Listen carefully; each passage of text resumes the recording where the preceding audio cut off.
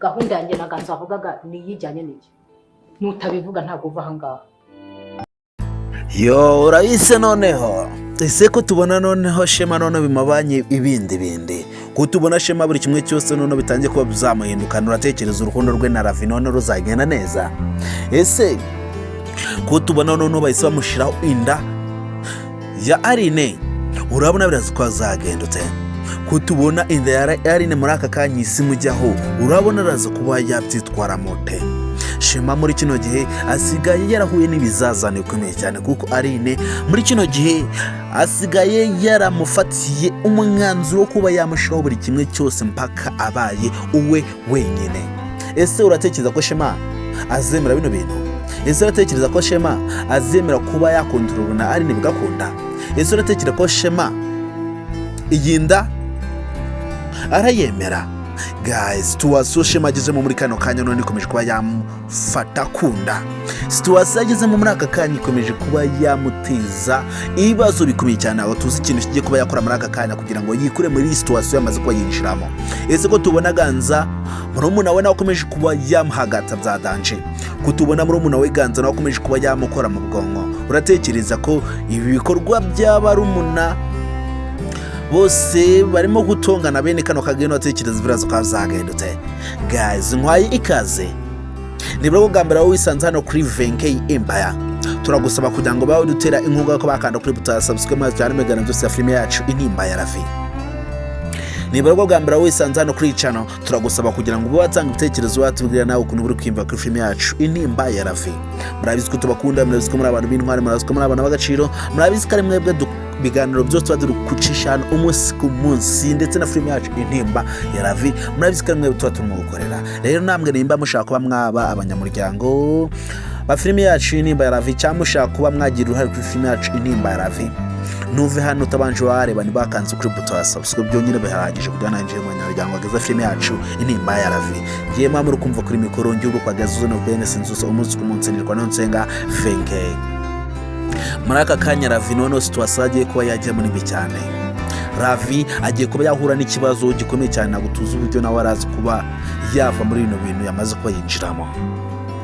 Ravi kuba noneho yaratangiye kuba yakunda Shema byadanje, ndetse akaba yaratangiye kuba yinjira mu rukundo rwa Shema byadanje.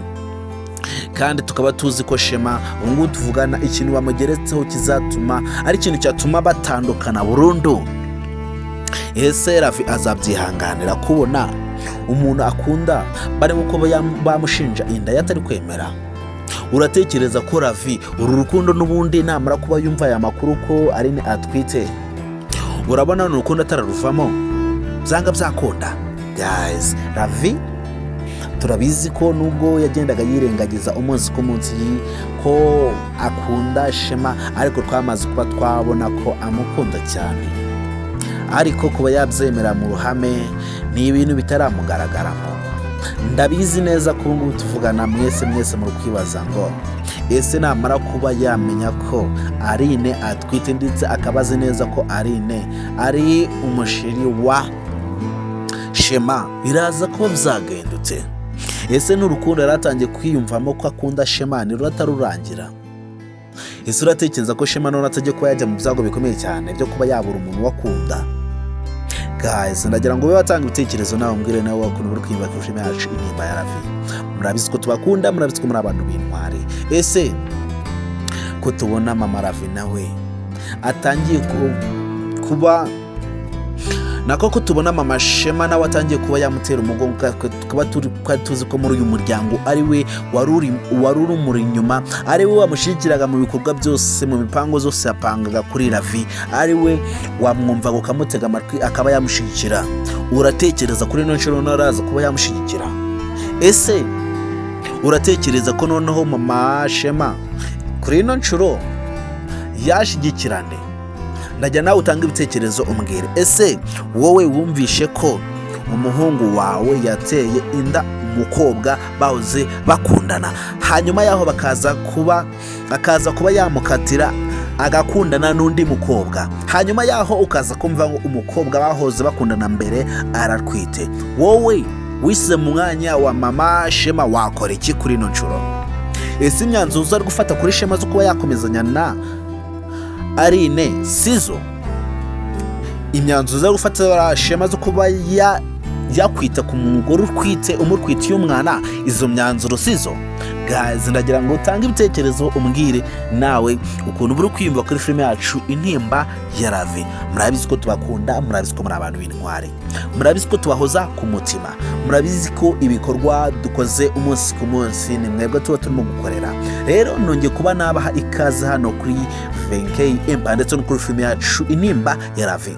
Wowe tugeze uyu munsi turi kumwe muri kino kiganiro, ndagusaba kugira ngo ntugende utabanje waremba wakanze kuri buto subscribe maze harimo igano byose filime yacu Intimba ya Love. Ntugende utabanje watanga ibitekerezo ngo be watubwire nawe ukuntu buri kwimva kuri filime yacu Intimba ya Love. Ndagira ngo mbwire, ese Shema situation amaze kuba yajyamo uratekereza araza kuba yayivamo neza?